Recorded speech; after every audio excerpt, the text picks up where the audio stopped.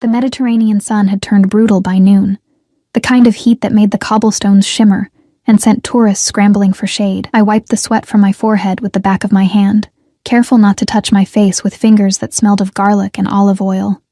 The scent clung to everything, my skin, my hair, the faded apron tied around my waist. It was the smell of survival, of 12-hour shifts at Bella Vista, of tips that barely covered rent in the cramped apartment I shared with 3 other girls. "Table 7 needs water," Marco barked from behind the bar, his voice sharp with impatience. I grabbed the pitcher, its condensation cool against my palm, and wove through the maze of tables scattered across the restaurant's terrace. Bella Vista wasn't fancy. Peeling paint on the shutters, mismatched chairs, checkered tablecloths that had seen better days. But it had a view of the harbor that tourists loved. That view was the only reason we stayed busy, the only reason I could afford to eat most days. My feet ached in the cheap canvas shoes I'd bought at the market. 3 months in Santorini, and I still hadn't adjusted to the constant standing, the endless walking, the weight of trays laden with plates of moussaka and Greek salad. But I couldn't complain. This job, this island, this life, it was temporary. It had to be. Back home in Ohio, I'd left behind student debt, a mother who barely noticed when I left, and a future that felt like a prison sentence. Here, at least the prison had a view. I filled the glasses at table 7, smiling automatically at the middle-aged couple who didn't look up from their phones. The smile was practiced, empty, the same one I'd worn yesterday and would wear tomorrow. It didn't reach my eyes anymore. That's when I saw him. He sat alone at table 12, the corner table that caught the best breeze from the harbor. I hadn't seen him arrive, hadn't heard Marco seat him, but there he was, and suddenly the air felt different. Heavier. Charged with something I couldn't name. He wore all black despite the heat. Black shirt with the sleeves rolled to his elbows, revealing forearms that spoke of controlled strength. Black sunglasses that hid his eyes, but somehow made his attention more intense. His dark hair was perfectly styled, not a strand out of place despite the wind that played with the edges of the umbrellas. He looked like he'd stepped out of a cologne advertisement. Sharp jawline, olive skin, the kind of face that made you forget to breathe. A tourist, I told myself. Just another wealthy tourist, but something felt wrong, or maybe right. Too right. He didn't fidget like other customers, didn't check his phone every 30 seconds, or crane his neck to see the view. He simply sat there, still as a predator, and even though I couldn't see his eyes behind those dark lenses, I knew he was watching me. The pitcher trembled slightly in my hand. I set it down on table 7 with more force than intended, water sloshing over the rim. "Careful," the man at table 7 muttered. I mumbled an apology and turned away, my heart beating faster than it should. It was just the heat, I told myself. Just dehydration. Just exhaustion from another day in paradise that felt more like purgatory. You, the new girl. The voice came from behind me, smooth and dark as espresso, carrying an accent I couldn't quite place. Italian? Greek? Something else entirely? It wrapped around me like silk, and I froze mid-step. I turned slowly. He'd removed his sunglasses, and the impact of his gaze hit me like a physical force. His eyes were the color of strong coffee, almost black, and they held an intelligence that made me feel transparent. Exposed. Like he could see every secret I'd tried to bury, every mistake I'd made, every desperate hope I'd clung to in the middle of sleepless nights. Yes? My voice came out smaller than I intended. Water. He gestured to his empty glass with one hand. Long fingers, I noticed, a heavy watch on his wrist that probably cost more than I'd earn in a year. And then perhaps you could recommend something. You work here, yes? Yes, of course. I grabbed a menu from the nearest table, my hands unsteady. The moussaka is popular, and the seafood pasta. I didn't ask what's popular. He leaned back in his chair, completely at ease, while I felt like my bones might vibrate out of my skin. I asked what you recommend. The distinction felt important somehow. Dangerous. The lamb, I said finally. Chef makes it with his grandmother's recipe, slow roasted with rosemary and lemon. It's special. Something flickered across his face. Amusement? Approval? It vanished too quickly to tell. Then I'll have that. He handed the menu back, and our fingers brushed. The contact lasted less than a second, but I felt it everywhere. A spark of heat that had nothing to do with the Mediterranean sun. And wine. Something red. You choose. I'm not really supposed to. I'm asking you to choose. His tone didn't change. Still smooth. Still polite. But suddenly it felt less like a request, and more like a command. Unless you'd prefer I speak to your manager about the quality of service. My stomach dropped. I couldn't afford to lose this job. Couldn't afford Marco's anger or the risk of being fired. Tourist season would end soon, and positions were already scarce. The agiorgitico, I said quickly. It pairs well with lamb. Perfect. He smiled, and the world tilted slightly. It wasn't a friendly smile, too knowing, too intimate, like we were sharing a secret I didn't know we had. What's your name? Emma. The lie came automatically. My real name was Emily, but I'd been using Emma since I arrived. It felt safer somehow, like I could be someone different here, someone who didn't carry the weight of everything she'd left behind. Emma, he repeated, tasting the syllables. Your order will be ready soon, I interrupted, suddenly desperate to escape the intensity of his attention. I'll bring your wine. I turned and walked away before he could respond, feeling his gaze on my back like a brand. My hands were shaking when I reached the bar, and Marco noticed. You okay? He frowned, already reaching for a bottle. You look pale. Fine, I lied. Just hot. Table 12 wants agiorgitico. Marco's eyebrows rose. He asked for that specifically? I recommended it. Huh. Marco pulled the bottle from the wine rack, studying it. Big spender, that one. Came in a black Mercedes with a driver. Didn't even look at the prices on the menu. A driver. Of course he had a driver. Men who looked like that, who wore watches that cost more than my yearly salary, who commanded attention just by existing. They didn't drive themselves. I took the wine and a glass back to table 12, my pulse racing. He was on his phone now, speaking in rapid Italian that I couldn't follow. His voice had changed, harder, colder, all business. When he saw me approaching, he said something sharp and ended the call. Your wine. I set the glass down carefully, began to pour. The red liquid caught the light, deep as blood. You're nervous. It wasn't a question. No, Your hands are shaking. I stopped pouring, set the bottle down. I'm fine. You're lying. He picked up the glass, swirled the wine, watching it instead of me. Why? I'm not. This is inappropriate. I should get back to work. Sit. I can't. Sit, he repeated. And this time there was steel beneath the silk of his voice. Just for a moment. You look like you might fall over. He wasn't wrong. The heat, the exhaustion, the strange electricity that seemed to pulse from him. It was all too much. I glanced back at the restaurant. Marco was busy with other customers. No one was watching. I sat on the edge of the chair across from him, perched like a bird ready to flee. Better. He sipped his wine, made a small sound of approval. Good choice. You have good taste. Thank you. My throat felt dry, but I really should. How long have you been in Santorini? 3 months. And before that? America, Ohio. Why was I telling him this? Why couldn't I seem to remember how to keep my mouth shut? Far from home. Something in his voice had shifted again, gone softer. Running from something or running to something. The question hit too close. I stood abruptly, the chair scraping against stone. I need to check on your food. Emma. The way he said my name, my fake name, made it sound like a caress in a cage all at once. Don't run from me. I'm not running. I'm working. Of course. He inclined his head, a gesture that somehow felt like a king dismissing a subject. Go, but you'll be back. It sounded like a promise, or a threat. I fled to the kitchen, my heart hammering. What was wrong with me? He was just a tourist, just another wealthy man passing through. Someone who'd be gone tomorrow or the next day.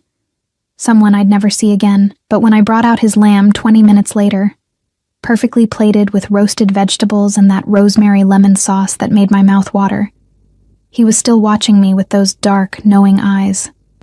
Sit with me while I eat, he said. I can't. There are other customers. They can wait. My boss will be compensated for your time. He pulled out his wallet, leather, expensive, and laid several bills on the table. Euros. A lot of them. More than I'd make in a week. Sit. I sat. He cut into the lamb with precise movements, everything about him controlled and deliberate. Tell me about Ohio. There's nothing to tell. Everyone has a story, Emma. What's yours? The question escaped before I could stop it. Bold and stupid and dangerous. He smiled again, that same unsettling smile. You first. So I told him. Not everything. Not the real reasons I'd left. Not the shame of my mother's indifference or the suffocating weight of a future that felt predetermined. But I told him about the small town, about wanting more, about ending up here washing dishes and serving tourists who barely saw me. He listened like my words mattered, like I mattered. And you? I asked when I finished. What brings you to Santorini? Business. He took another bite of lamb, savored it. You were right about this. It's excellent. What kind of business? The kind that requires discretion. A non-answer. I should have left it alone, should have recognized the warning in his tone. But something reckless was waking up inside me, something that had been asleep for too long. You're very mysterious, I said, attempting lightness. And you're very curious. He set down his fork, leaned forward. Curiosity can be dangerous, Emma. Is that a threat? A warning. The air between us crackled with tension. I should have been afraid. Every instinct should have been screaming at me to walk away, to put distance between myself and this man who radiated danger like heat from asphalt. Instead, I leaned forward too, closing the space between us by inches. What if I'm not scared? His eyes darkened. You should be. Why? The word came out breathy, almost a whisper. What was I doing? This wasn't me. I didn't flirt with dangerous strangers, didn't play with fire. But something about him pulled at me, made me want to shed my careful caution like an old skin. He reached across the table, his hand moving slowly enough that I could have pulled back, should have pulled back, but I stayed frozen as his fingers brushed my wrist, settled on my pulse point, his thumb pressed gently against the racing beat of my heart made visible. Because you're trembling, he said softly. Because your pulse is racing. Because you know, somewhere deep down, that I'm not what I seem. Then what are you? His grip tightened fractionally. Not enough to hurt, but enough to remind me how easily he could. Someone you should stay away from. But you won't let me. I don't know where the words came from. This newfound boldness. Will you? Something flashed across his face. Surprise, heat, a hunger that made my stomach flip. Careful, Emma. Why? Because if you tease me again, he leaned closer, his voice dropping to a whisper that somehow felt more intimate than a shout. I might forget to be a gentleman, my breath caught. This was insane, reckless, stupid. I pulled my hand back, stood up so fast the chair wobbled. Your food is getting cold. Emma, enjoy your meal. I walked away on shaking legs, didn't look back even though I felt his gaze following me across the terrace. Marco caught my arm as I passed the bar. What the hell was that? He hissed. You can't just sit with customers, he insisted. He paid for my time. I showed him the bills still clutched in my hand. See? Marco's eyes widened at the amount. Christo. What did he want? Just to talk. Men like that don't pay that much just to talk, Emma. He looked past me to table 12, and something in his expression shifted. Fear? Respect. Be careful with that one. Why? Who is he? I don't know. But I know the type. That watch he's wearing? That car outside? Men with that much money in this part of the world? Marco shook his head. Just be careful. The rest of the afternoon passed in a blur. I avoided table 12, sent another server to clear his plates and bring him espresso, but I felt him watching me the entire time. A constant weight of attention that made my skin prickle with awareness. When he finally left, he placed another stack of bills on the table, a tip that was obscene in its generosity. and walked out without looking back. Through the window, I watched him slide into the back of that black Mercedes. A man in a dark suit opened the door for him, someone I hadn't noticed before. A driver. Or maybe security. Just be careful with that one. I cleaned his table with trembling hands, pocketed the tip that would pay my rent for the month, and told myself I'd never see him again. I was wrong. I didn't sleep that night. The apartment was stifling, the single fan doing nothing but pushing hot air from one corner to another. My roommates, Sophia from Germany, Marie from France, and Kiki from Australia, were all out, probably at one of the beach clubs that stayed open until dawn. I lay in my narrow bed, staring at the water-stained ceiling, replaying every moment of the afternoon. Because if you tease me again, I might forget to be a gentleman. What had I been thinking? Flirting with a stranger who radiated danger like cologne, who had a driver, and wore a watch worth more than everything I owned combined. Marco's warning echoed in my mind. Men like that don't pay that much just to talk. But he had paid, and he had listened. For 20 minutes he'd made me feel like I was the only person in the world, like my small-town stories and desperate dreams actually mattered to someone. I touched my wrist where his fingers had pressed against my pulse, and heat flooded through me at the memory. This was ridiculous. I was being ridiculous. He was probably already on a yacht somewhere, surrounded by women who knew how to handle men like him, women who wore designer clothes and spoke 3 languages and didn't smell like garlic at the end of the day. I finally fell asleep around 4 a.m., and when my alarm screamed at 6, I wanted to throw it against the wall. The morning shift started with the breakfast crowd, mostly hotel guests looking for authentic Greek yogurt and strong coffee before their island tours. I moved through the routine on autopilot, my body going through the motions while my mind remained stubbornly fixed on dark eyes and dangerous smiles. Emma. Marco's voice cut through my daze. Table for 1. Terrace. I grabbed a menu and headed out, welcoming the morning breeze that came off the harbor. The sun was gentler now, golden instead of brutal, painting the white buildings in shades of honey and cream. This was the Santorini the tourists came for, the postcard version. I stopped dead. He sat at the same table as yesterday. Table 12. Same black clothing, same perfect posture, same air of controlled power that made everyone else on the terrace look somehow less real, less vivid. Our eyes met across the space, and his mouth curved into a smile that made my stomach drop. No. The word came out as a whisper. This couldn't be happening.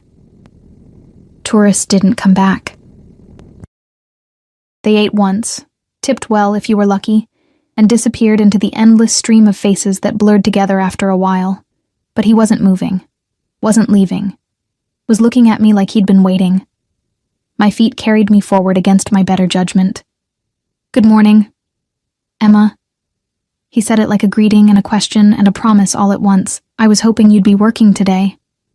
Most tourists don't come back to the same restaurant twice. I set the menu down with more force than necessary, a small act of defiance. I'm not most tourists. He didn't touch the menu. Sit with me. It's the breakfast rush. I can't... Please. The please surprised me. Yesterday he'd commanded, expected obedience. Today he was asking, and somehow that felt more dangerous. I glanced back at the restaurant. Marco was watching, his expression unreadable. He gave a small nod. Permission. Or maybe a warning. I sat. You didn't sleep. He stated it as fact, not question, and I wondered what he saw in my face, the dark circles I'd tried to hide with concealer, the exhaustion that made my bones feel heavy. How would you know? You have shadows under your eyes. Your hands are shaking more than yesterday. And you're holding yourself very carefully, like someone who's running on empty but can't afford to stop. The accuracy of his observation made me uncomfortable. I sleep fine. Liar. But he said it gently, almost fondly. Were you thinking about me? The arrogance of it should have made me angry. Instead, heat flooded my cheeks. You're very sure of yourself. That's not an answer. What do you want?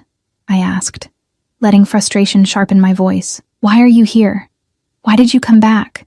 He leaned forward, elbows on the table, and the morning light caught the angles of his face. God, he was beautiful. Dangerously.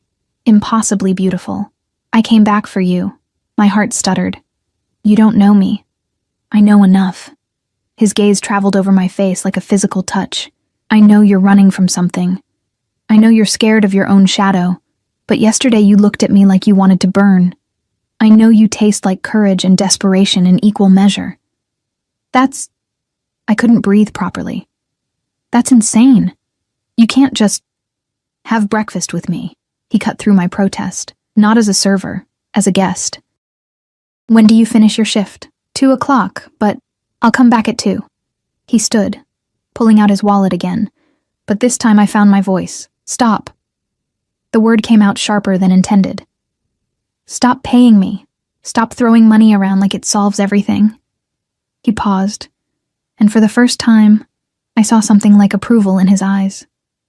You don't want my money? What did I want? I didn't even know anymore. I want you to stop playing games. If this is some kind of bet, some rich man's boredom, it's not.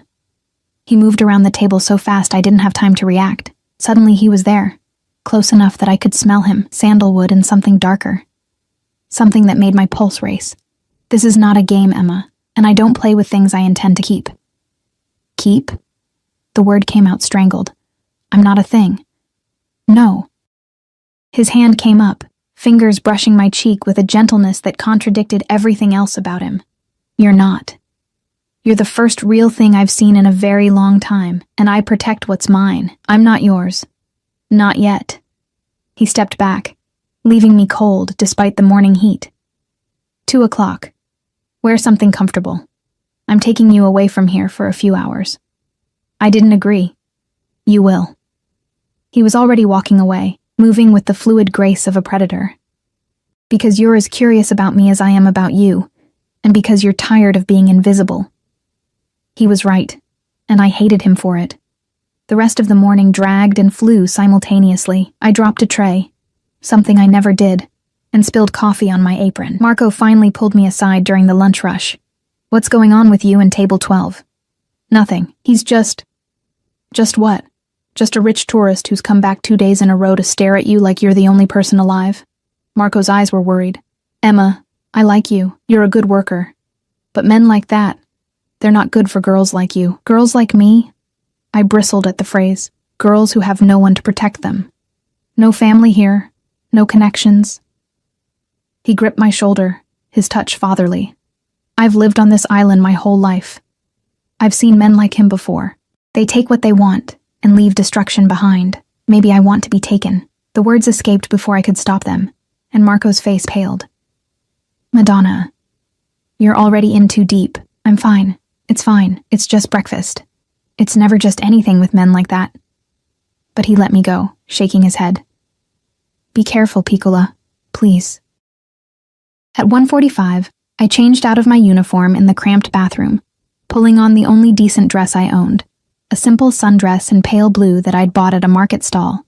My hands shook as I applied mascara, as I tied my hair back, as I stared at my reflection and wondered what the hell I was doing. You're tired of being invisible. He'd seen right through me.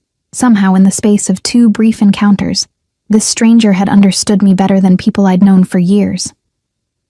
I walked out of the restaurant at precisely 2:00, and he was there, leaning against that black Mercedes, looking like every dangerous fantasy I'd ever had, and been too afraid to acknowledge. The driver stood nearby, a huge man in a black suit who watched the street with the alertness of a trained guard. Security. Marco had been right. You came. He straightened, and something in his expression softened. Relief. Had he actually thought I wouldn't show? I'm here. I clutched my small purse like a lifeline. Where are we going? Somewhere you can breathe. He opened the back door of the Mercedes himself, a gesture the driver seemed surprised by. Trust me. I don't even know your name. Dante. He said it like it meant something, like I should recognize it. Dante Cavalli, Italian. Of course he was Italian. Well, Dante Cavalli, if you murder me, my roommates will probably notice I'm missing. Eventually. His laugh was unexpected, genuine and warm, and entirely at odds with the dangerous air he carried. I'm not going to murder you, Emma. I'm going to feed you and let you ask all those questions I can see burning behind your eyes. The interior of the Mercedes was cool. leather seats so soft they felt like butter. I sank into them as Dante slid in beside me, close enough that I could feel the heat radiating from his body. The driver got in without a word, and we pulled smoothly into traffic. "Where are we going?" I asked again. "My villa. I've had lunch prepared." Alarm bells should have been ringing. Going to a strange man's house, alone, in a foreign country. It was every warning your mother gave you, every horror story you heard on the news. But I didn't tell him to stop, didn't ask to be taken back. The drive took 20 minutes, winding up through narrow streets away from the tourist areas, into the hills where the truly wealthy stayed. The villa appeared suddenly, white stone and blue shutters, perched on a cliff with a view of the caldera that stole my breath. "This is yours?" I breathed. "One of mine." He said it casually, like owning multiple villas was normal. "I have properties in several places." The driver, whose name I still didn't know, opened my door, his face expressionless. But I caught the way his eyes swept the area before letting me exit, the way his hand hovered near his jacket, definitely security. Inside, the villa was all white marble and expensive minimalism. Floor-to-ceiling windows showcased that impossible view. A table had been set on the terrace. White linens, crystal glasses, covered silver dishes that probably contained food I couldn't pronounce. "This is..." I turned in a slow circle, trying to process the absurdity of my situation. Yesterday I'd been invisible, serving tables to people who didn't see me. Today I was in a clifftop villa with a man who looked at me like I was precious. This is insane. "Sit." Dante pulled out a chair for me, and I obeyed without thinking. He sat across from me, began uncovering dishes: Greek meze, tzatziki, dolmades, grilled octopus, fresh bread that steamed when he broke it. "Eat. You barely touched anything this morning. You were watching me that closely? I watch everything about you closely." He poured wine, white this time, pale gold in the afternoon light. "You favor your left foot. Your right ankle hurts. Those shoes you wear are cheap and don't fit properly." I stared at him. That's creepy. That's attention." He met my gaze steadily. "When was the last time someone paid attention to you, Emma? Really looked at you and saw you?" The question hit like a punch. I reached for my wine glass, needing something to do with my hands. "Why are you doing this?" "Because yesterday for 20 minutes you made me feel human again." He said it simply, without drama. "Do you have any idea how rare that is? How precious? I don't understand. You're..." I gestured at the villa, at him, at everything. "You have everything. Money, power, looks. You could have anyone. I don't want anyone." His voice dropped, went rough. "I want you." The words hung between us, heavy with meaning I didn't fully understand. Want, such a simple word, such a dangerous one. "You don't know me," I repeated, but it sounded weaker this time. "Then let me." He leaned forward, intense. "Let me know you. Every broken piece, every scared thought, every dream you're too afraid to voice. Let me see all of it." "Why?" My voice cracked. "Why me?" "Because you looked at me like I was dangerous and leaned in anyway. Because you're scared of your own shadow, but yesterday you challenged me. Because..." He stopped, jaw tightening. "Because when I touch you, you tremble. And I want to know if it's fear or something else." His hand crossed the table, palm up. An offering. A question. I stared at it. At those long fingers. At the power coiled in his wrist. At the watch that probably cost more than my life. Every logical part of my brain screamed at me to leave, to run, to protect myself from whatever this was. I placed my hand in his. His fingers closed around mine, warm and sure. And his thumb traced circles on my palm that made my breath catch. "There," he murmured. "That's not fear." "How do you know?" "Because fear doesn't make you lean closer. It doesn't make your pupils dilate or your lips part." His gaze dropped to my mouth. "It doesn't make you look at me like you want to be devoured. Dante, eat first." He released my hand with visible reluctance. "Then I'll answer your questions, all of them." And so I ate, and the food was perfect, fresh and bright, and nothing like the leftover scraps I usually survived on. And he watched me the entire time with those dark, knowing eyes. "Tell me what you do," I said finally, setting down my fork. Your business. The kind that requires discretion. I manage interests. Careful words. Diplomatic. That's not an answer. It's the only answer I can give right now. He refilled my wine glass. There are things about my life that are complicated. Dangerous, even. I don't want to pull you into that world, but you already are. I held his gaze. Aren't you? By bringing me here, I struggled to name what this was, by whatever this is. Yes. No hesitation. No pretty lies. Yes, Emma, I am. And I should stop. I should pay you for your trouble, send you home, never contact you again. But you won't. No. The word came out rough. I won't. Because I've spent 15 years building walls, and you walked through them in 20 minutes. Because I've forgotten what it feels like to want something other than power and revenge. Because... He stood abruptly, moved to the edge of the terrace, his back to me. Because I'm a selfish bastard who takes what he wants. I should have been scared. Should have seen the red flags waving frantically.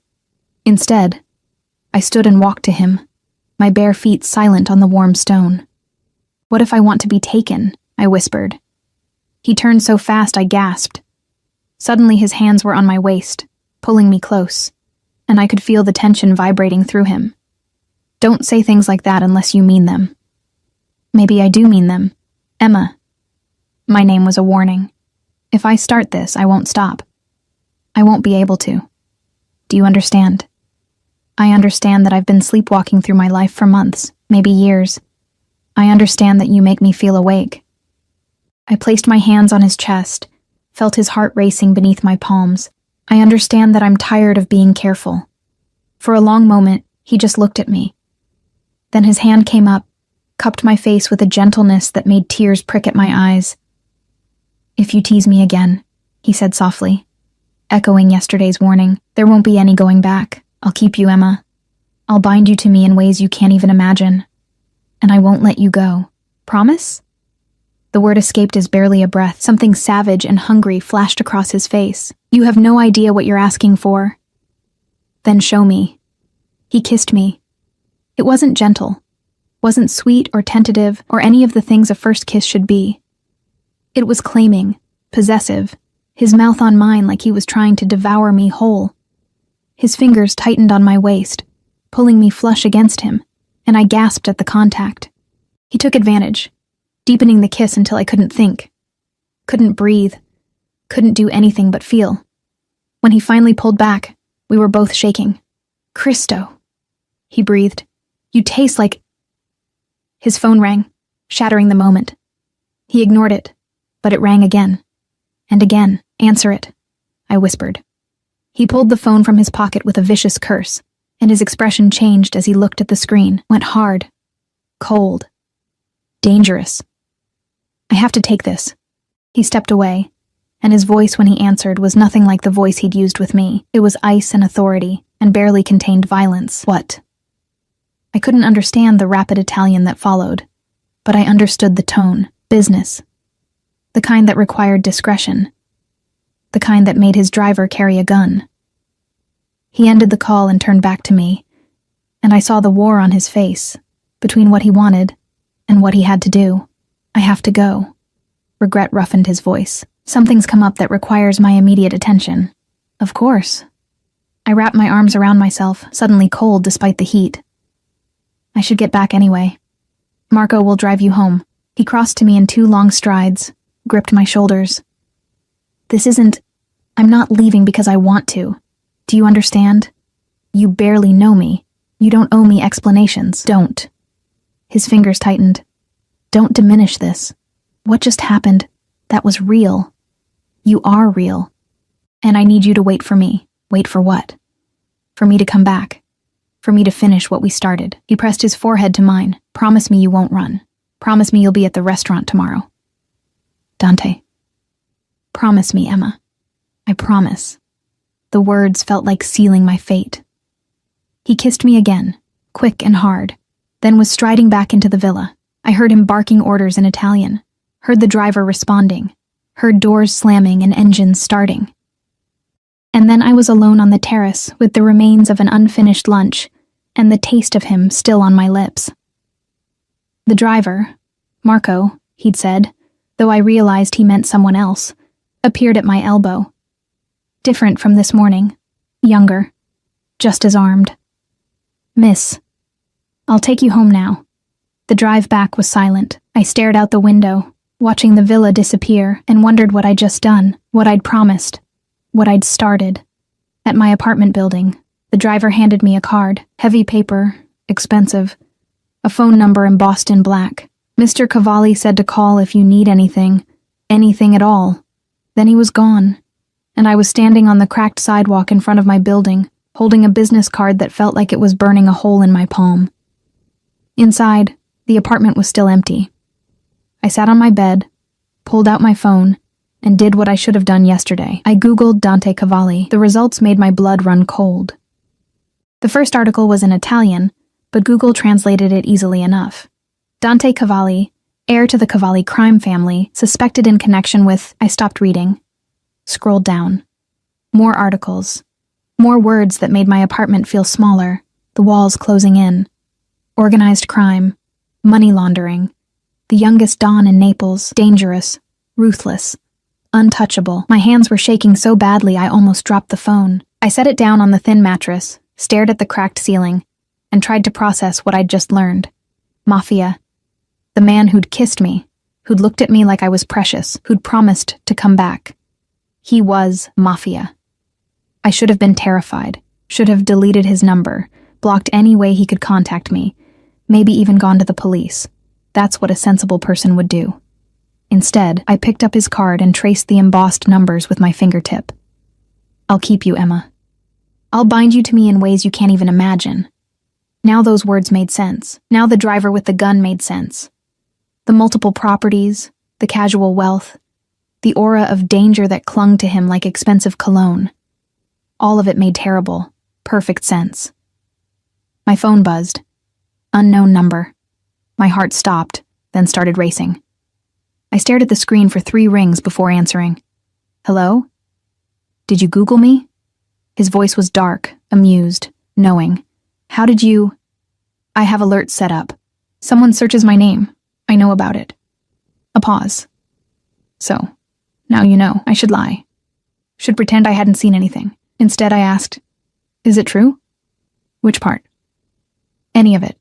All of it." Silence stretched between us, heavy with things unsaid. When he finally spoke, his voice had gone careful. "Yes." One word. One syllable. My entire world tilting on its axis. "The articles say..." My voice cracked. I tried again. "They say you're dangerous." "I am." "They say people who cross you disappear." No apology. "They do." "They say..." I couldn't finish. Couldn't voice the rest of what I'd read. Violence. Blood. Power built on fear and money and things I didn't want to imagine. "Emma." He said my name like a caress. "Are you afraid of me now?" Was I? I searched inside myself for terror, for the instinct to run that should have been screaming. Found only a strange, reckless calm. "I should be," I whispered. "But you're not." "I don't know what I am." I stood, paced the small room. "This is insane. You're a criminal. I should hang up. I should..." "But you won't." Certainty in his voice. "Because you felt it too, didn't you? That kiss. That connection. You felt something shift between us. That doesn't matter. You lied to me." "I never lied." His voice sharpened. "I told you my business required discretion. I told you I was dangerous. I warned you, Emma. Multiple times." He was right. He had warned me. I just hadn't understood what those warnings meant. "What do you want from me?" I asked finally. "Everything. Simple. Direct. Terrifying. I want everything you have to give, and in return, I'll give you everything you've ever wanted." "You don't know what I want, don't I?"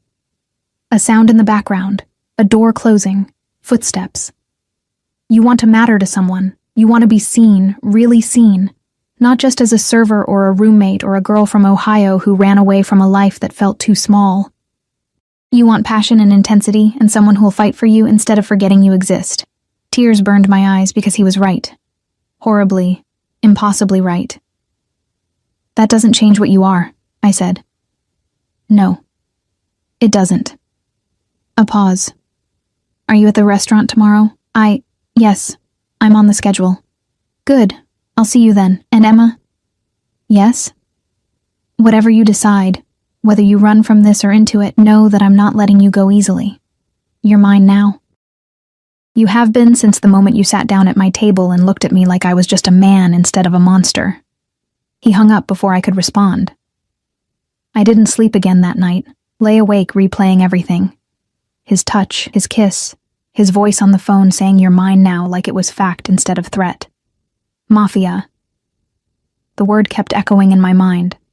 I'd seen the movies, read the books. I knew what men like him did, knew the violence they were capable of, the lives they destroyed without hesitation, but I also remembered the gentleness of his hands on my face. The way he'd noticed my hurting ankle. The hunger in his eyes that had nothing to do with violence, and everything to do with want. Morning came too fast. I dressed for work on autopilot, my body moving while my mind remained stuck in that villa, in that kiss, in the moment before everything changed. The restaurant was already busy when I arrived. Marco took one look at my face and pulled me aside. You saw him yesterday. Not a question. Yes. And? And nothing. We had lunch. He brought me home. Marco's eyes narrowed. That's all? I thought about the kiss, about the phone call, about articles that said he was dangerous and a voice that promised everything. That's all. Madonna, you're a terrible liar. He gripped my shoulders. Emma, listen to me. Men like Dante Cavalli, they don't do normal. They don't do simple. If he's interested in you, there's a reason. And that reason is probably not good for you. Maybe I don't care. Then you're a fool. But his voice was gentle. Just be careful. Please. These men, they live in a different world. A world where people are possessions and loyalty is bought with blood. You don't want to be part of that. Too late, I thought. I was already part of it. Had been since the moment I sat down at his table. The morning dragged. Every time the door opened, my heart jumped. Every dark-haired man made me look twice. But Dante didn't come. Lunch rush started. I moved through it mechanically, refilling water glasses and taking orders and smiling that empty smile. And then, Emma. I turned and there he was, but different, harder. He wore a dark suit today instead of casual black, and there were two men with him, both large, both clearly security. They flanked him like shadows as he moved through the restaurant, and conversations died as he passed. Everyone knew, or sensed it, the danger he carried. He stopped at table 12, of course, and his eyes found mine across the room. Come here. Not a request, a command. I walked to him on shaking legs, aware of every eye in the restaurant watching, Marco's worried gaze burning into my back. The two security guards studying me with expressions that gave nothing away. Sir? I kept my voice professional. Can I get you something? Yes. He leaned back in his chair, completely at ease despite the tension radiating from everyone around him. You can sit down and have lunch with me. I'm working. Marco. He didn't raise his voice, didn't look away from me. Emma is taking her lunch break now, yes? From behind the bar, Marco's strangled, yes, Mr. Cavalli confirmed what I'd suspected. He knew exactly who Dante was, had probably known from the beginning. I sat. You're angry with me, Dante observed. You lied. I didn't. You let me think you were just... I gestured helplessly.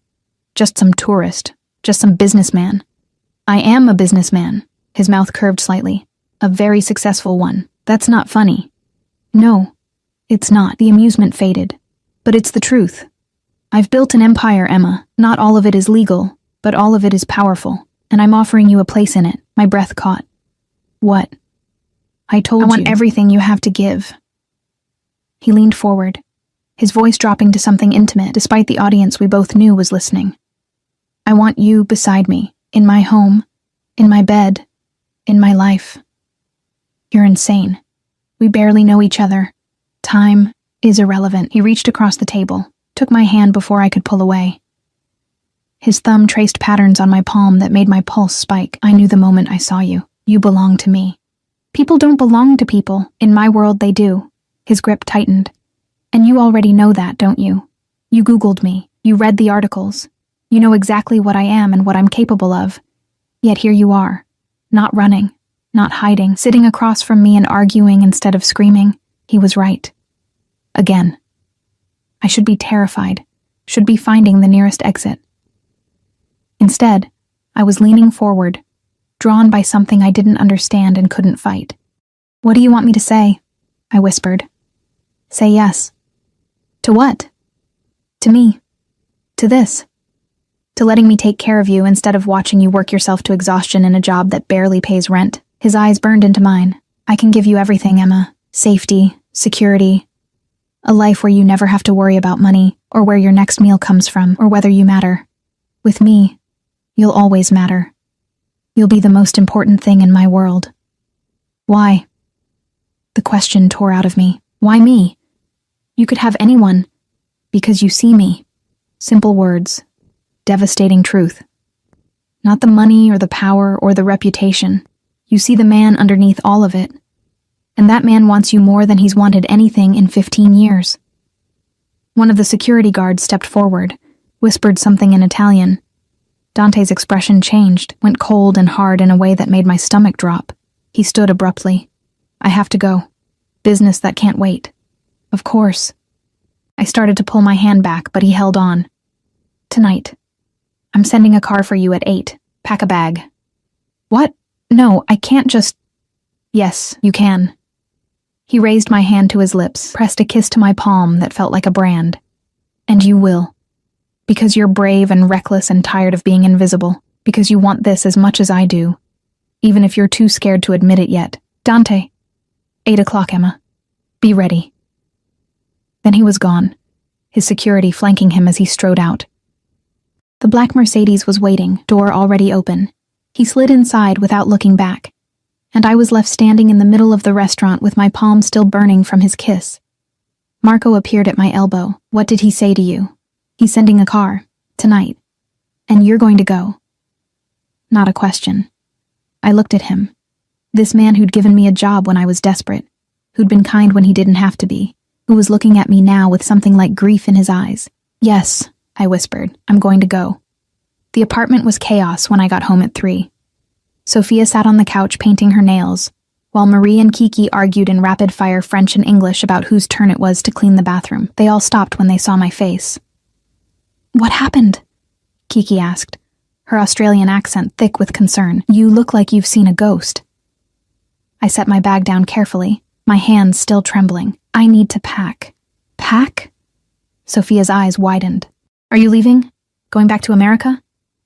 "No, How did I explain this?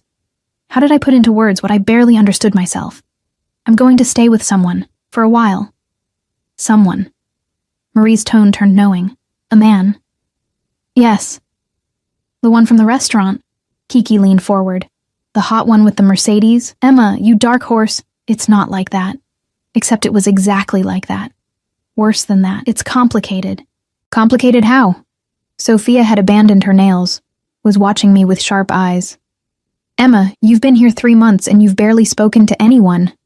Now suddenly you're moving in with some guy we've never met?" "I'm not moving in, I'm just—" What was I doing? Visiting. With a packed bag. Marie's expression turned serious. "This is not safe. You don't know this man."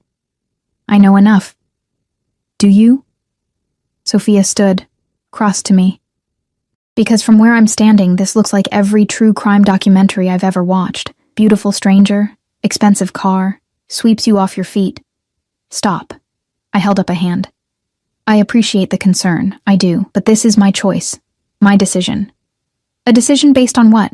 A few lunches? Some pretty words?" Kiki's voice had lost its usual lightness. "Emma, we care about you. We don't want to see you get hurt." Hurt. The word echoed in my mind. Dante could hurt me in ways these women couldn't imagine, could destroy me completely if he chose.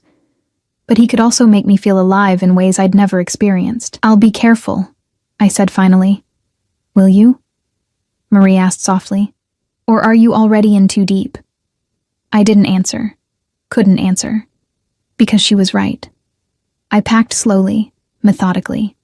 A few dresses, toiletries, the small collection of books I'd brought from home. Everything I owned fit into one battered suitcase. A depressing reminder of how little I'd accumulated in 23 years of life. My phone buzzed. A text from an unknown number. The car will arrive at 8. Dress nicely. We have dinner plans. Dinner plans.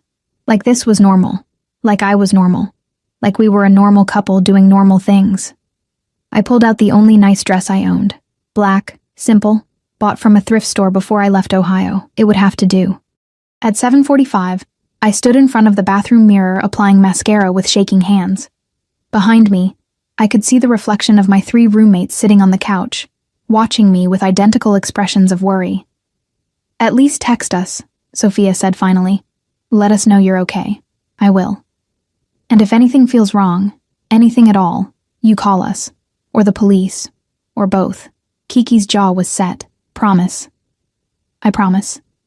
At precisely 8 o'clock, a knock sounded on the door. I opened it to find a different driver than yesterday.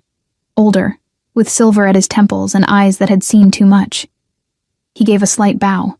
Miss Emma, I'm Giorgio. Mr. Cavalli sent me to collect you. Collect me. The phrase made me sound like luggage. Giorgio's mouth twitched. To escort you if you prefer. May I take your bag? I handed it over, ignored my roommate's whispered protests, and followed him down 3 flights of stairs to where a different Mercedes waited, this one even more luxurious than yesterday's, all gleaming black paint and tinted windows. The interior smelled of leather and something else. Danger, maybe. Or destiny.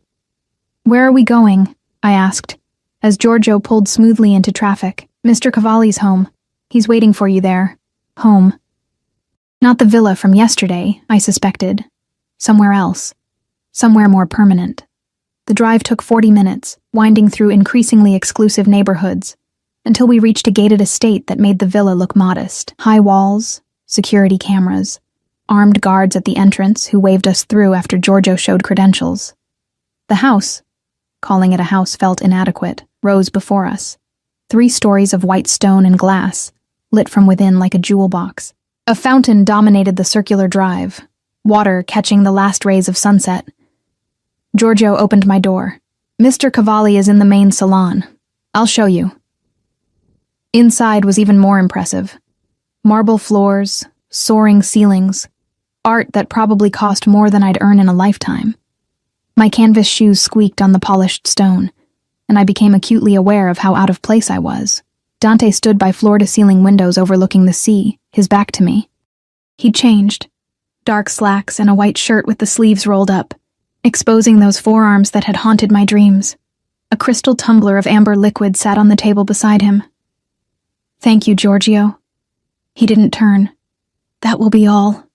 The door clicked shut behind me, and suddenly we were alone. You came, he said softly. Did you think I wouldn't? I hoped you wouldn't. Finally he turned, and the expression on his face stole my breath. Raw hunger mixed with something gentler. Relief, maybe. For your sake, I hoped you'd be smart enough to run. I'm not smart. I set my purse down carefully, apparently. No. He moved toward me with that predator's grace. You're brave. Stupidly, recklessly brave. It's going to get you hurt. By you? Never by me. He stopped inches away, close enough that I could feel the heat radiating from his body. I'd burn the world down before I let anyone hurt you, including myself. Pretty words. Truth. His hand came up, cupped my face. I don't say things I don't mean, Emma. When I tell you that you're mine, when I promise to protect you, those aren't empty promises, they're vows. You barely know me. I know you work yourself to exhaustion for minimum wage and smile like it doesn't kill you inside. I know you left everything familiar because staying felt like dying slowly. I know you've been invisible so long you've forgotten what it's like to be seen. His thumb traced my cheekbone. I know that when I kiss you, you taste like coming home. Tears burned my eyes. Stop. Why? Because you're making this harder. Making me want things I shouldn't want. Making me forget that you're dangerous. I am dangerous. He said it fiercely. I'm the most dangerous thing you'll ever encounter. But not to you. Never to you.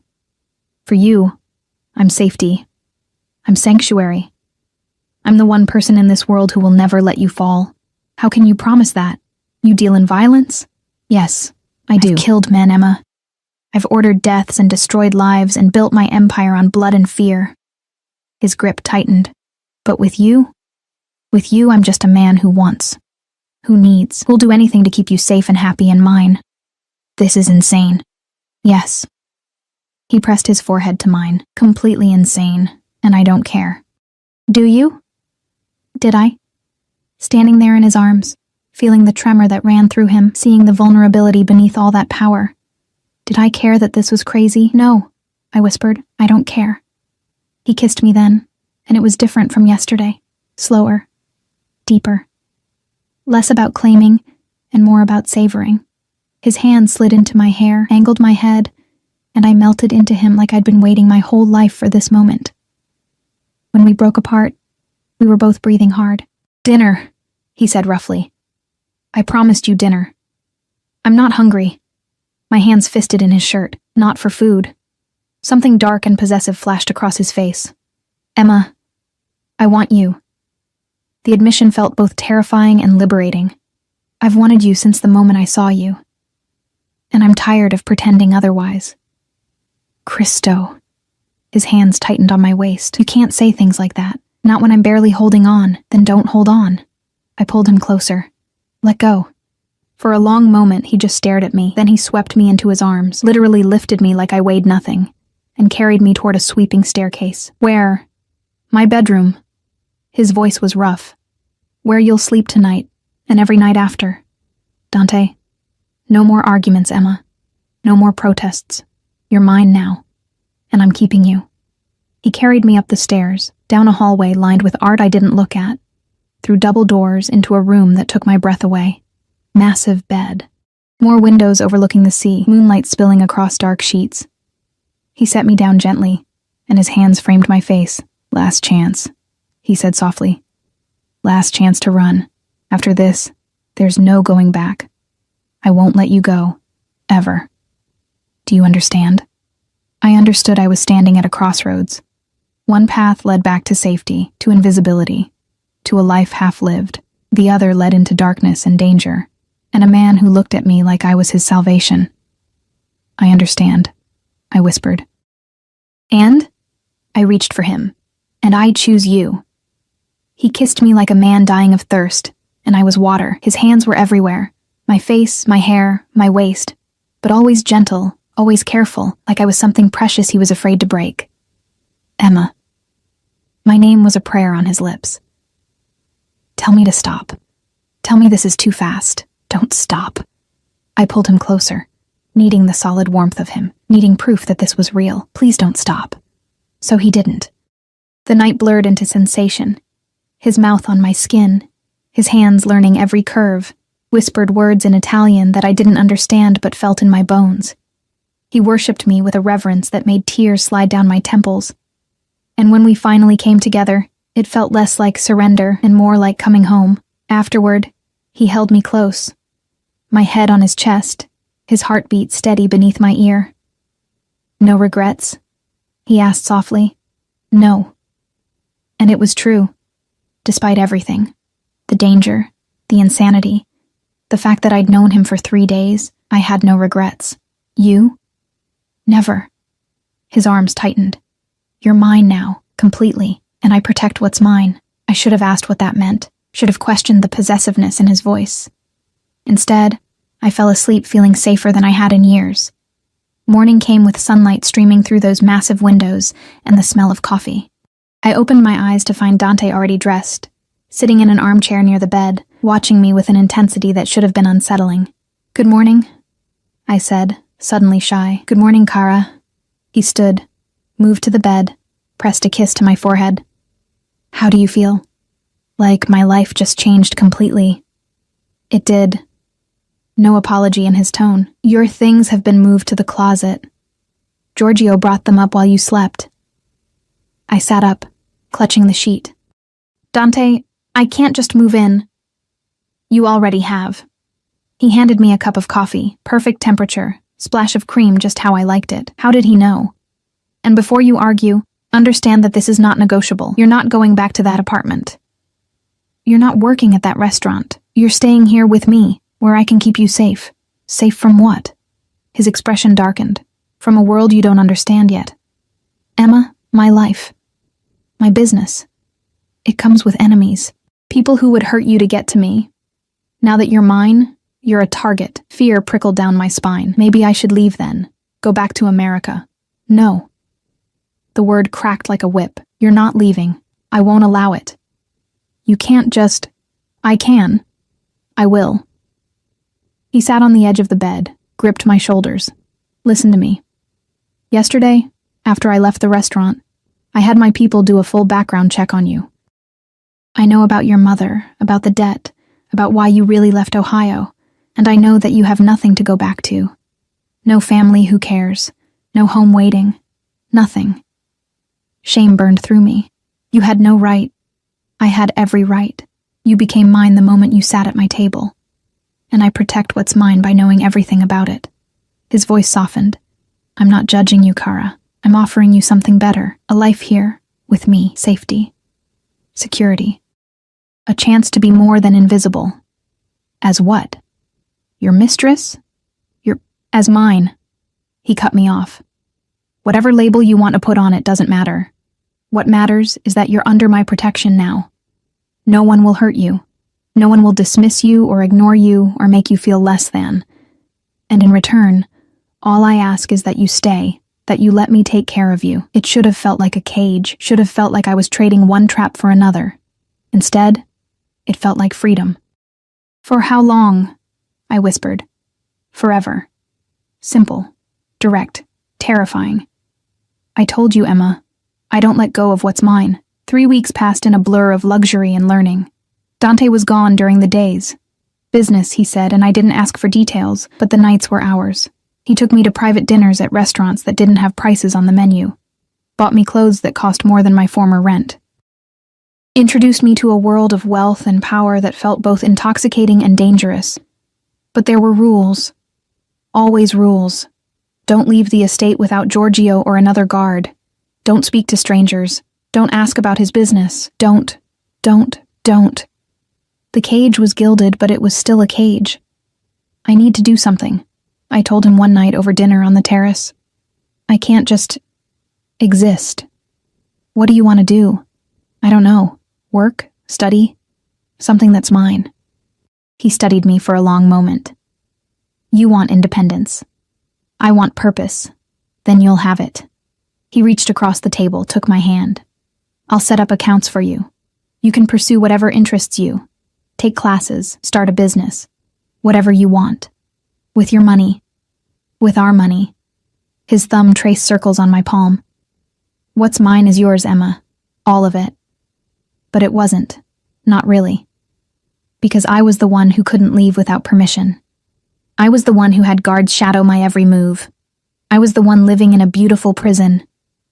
The explosion happened on a Thursday. I was in the garden, the one place I was allowed without constant supervision, reading a book when I heard it, a thunderous boom that shook the ground, followed by alarms and shouting. Giorgio appeared within seconds, his gun drawn. Inside. Now, what's happening? Now! He grabbed my arm, hauled me toward the house. Behind us, smoke rose from somewhere near the front gate. Inside was chaos. Men in suits with weapons, rapid-fire Italian I couldn't follow. Dante's voice cutting through it all with cold authority. He appeared in the doorway, and the relief on his face when he saw me was visceral. Cristo. You're okay. What happened?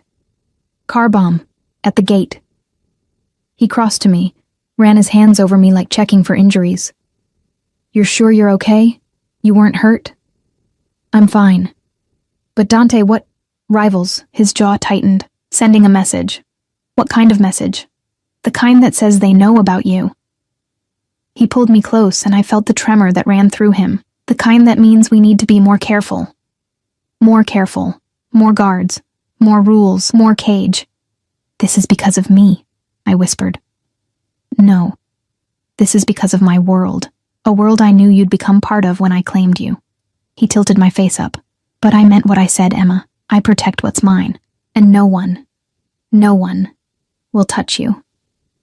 That night, he made love to me with a desperation that bordered on violence, like he was trying to prove through touch that I was his, that I was safe, that nothing could take me from him. And in the aftermath, as I lay in his arms, I finally understood the weight of what I'd accepted. This wasn't a fairy tale. This wasn't some romance where love conquered all. This was real, dangerous and dark and complicated. But it was also mine. 2 days after the bombing, everything changed. I was in Dante's office, a room I normally avoided, looking for a book when I saw the folder. It was sitting on his desk, partially open, and I wouldn't have noticed except for one word on the top page, Ohio. My hands shook as I opened it fully. And there, in black and white, was everything. Not just a background check, a file. Photos of me from before I left, coming out of my apartment, at my old job, with people I'd tried to forget. Dates, times, a detailed record of my last 6 months in America, and notes in the margin, in Dante's handwriting, vulnerable, isolated, perfect. The world tilted. Emma? His voice came from the doorway, and when I turned, his face was carefully blank. You weren't supposed to see that. Perfect? My voice broke on the word. I was perfect? This was... what? Some kind of plan? It's not what you think. Then what is it? I threw the folder at him, pages scattered. Tell me, was any of it real? Or was I just some target you decided to acquire? Don't. He moved toward me and I backed away. Don't do that. Don't diminish what we have. What we have? Hysterical laughter bubbled up. We have nothing. This was all calculated. You saw a desperate girl and decided to collect her like some kind of trophy. That's not true. Then explain. I was shouting now, tears streaming down my face. Explain why you have photos of me from before we met. Explain why you have notes about how vulnerable I was. Explain any of this. He ran a hand through his hair, and for the first time since I'd met him, he looked uncertain. I was in Santorini on business. Real business. A meeting with suppliers. And I saw you at the restaurant. Just saw you. The way you moved. The way you smiled that empty smile. The way you were invisible even when you were standing right there. And I recognized it. Recognized what? Loneliness. His voice went rough. The kind that eats you from the inside. I've been alone my entire life, Emma. Surrounded by people but utterly alone. And I saw that same loneliness in you. So yes, I had you investigated. I wanted to know if what I saw was real, or if I was projecting. And when the report came back, when I learned about your mother and the debt, and how alone you really were, you decided I was perfect, bitterness coded the words, perfect victim. Perfect match. He closed the distance between us before I could retreat. You were perfect for me, because you understood what it meant to be unseen. Because you were strong enough to survive, but soft enough to still hope. Because when I looked at you, I saw possibility. Possibility of what? Of not being alone anymore. His hands came up, framed my face. Yes, I planned our meeting. Yes, I orchestrated things to ensure we'd interact. But everything after? Every word, every touch, every moment, that was real, Emma. The way I feel about you is real. How can I believe that? Tears continued to fall. How can I trust anything you say when it all started with a lie? Because I'm standing here telling you the truth now. His thumbs wiped away my tears. Because I'm not making excuses or trying to manipulate you. I'm being honest. Probably more honest than I've been with anyone in my life. I saw you, and I wanted you, and I made it happen. That's what I do. That's who I am. But that doesn't make this, us, any less real. I wanted to believe him. God, I wanted to believe him so badly. But the folder on the floor, those notes in the margin, the proof of his calculation, it all felt like poison. I need time, I said finally. I need to think. No. His grip tightened. I'm not letting you walk away from this. From us. You don't get to decide. The hell I don't. His voice turned dangerous. You're mine, Emma. Mine. And I don't care if you're angry or hurt or feeling betrayed. You're not leaving. So what? I'm your prisoner now? If that's what it takes. No apology. No softening. I told you from the beginning, I protect what's mine, and I don't let go. Not now. Not ever. We stared at each other, and I saw the truth in his eyes. He meant it. Every word. He would keep me here by force if necessary. Would cage me completely rather than let me go. The thought should have terrified me. Instead, through the hurt and betrayal and anger, I felt something else. Something dark and reckless that whispered, maybe this was exactly what I'd been searching for.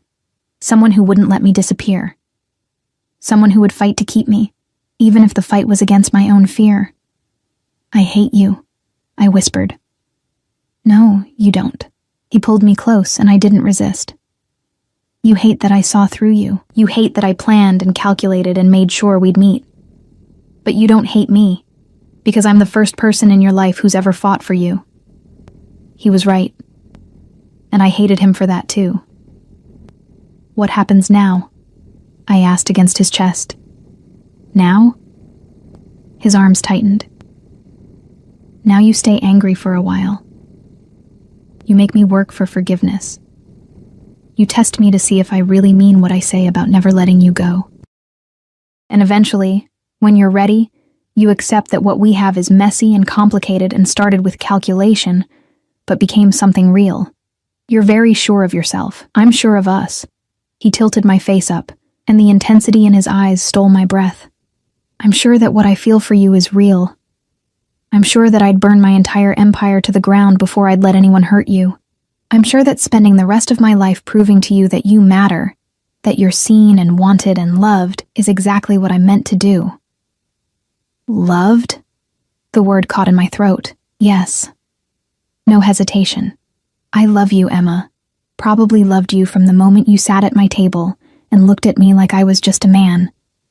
And I'll spend every day proving it. I should have pushed him away, should have demanded he let me go. Should have run back to my small life, where the worst that could happen was invisibility. Instead, I kissed him. Because maybe love that started with calculation could become something real. Maybe a cage made of protection and possessiveness could still be freedom. Maybe being seen, really, truly seen, was worth the danger that came with it. I'm still angry, I murmured against his lips. I know. And I don't forgive you. I know. But I'm not leaving. I know that too.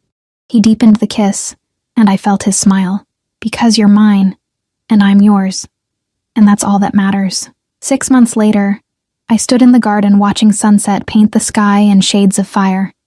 The estate had become home. The guards had become familiar faces. The life I'd once found suffocating had become the air I breathed. Dante's arms came around me from behind, and I leaned back into his warmth. Happy? He asked. Was I? I thought about the classes I was taking online, the small charity I'd started helping local women, the life I was building within the boundaries of his protection. I thought about the nights in his arms, the mornings waking to his face, the feeling of being cherished and protected and utterly, completely seen. Yes, I said, and meant it. I'm happy. Good. He pressed a kiss to my temple. Because I have something for you. He handed me a small velvet box, and my heart stuttered.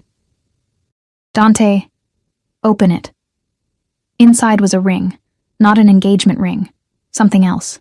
A band of white gold with words engraved inside. Mia per sempre, mine forever.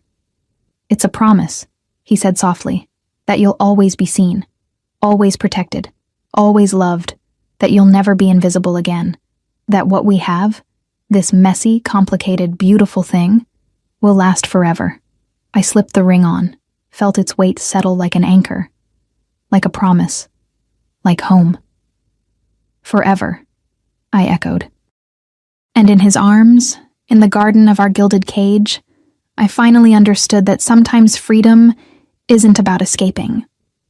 Sometimes it's about finding someone who sees you so completely, who holds you so carefully, who loves you so fiercely that their protection becomes your wings instead of your chains. I'd come to Santorini looking for something more, and I'd found it in the most unexpected place, in the arms of a dangerous man who'd seen me when I was invisible, who'd chosen me when I felt worthless, who'd loved me when I'd forgotten how to love myself.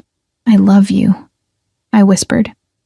I know, he said. I've known since the beginning, since the moment you looked at me and leaned in instead of running away. Since you chose danger over safety and me over everyone else. I've always known. And maybe that was the truth of it. Maybe he had always known. Maybe from the very start, this had been inevitable.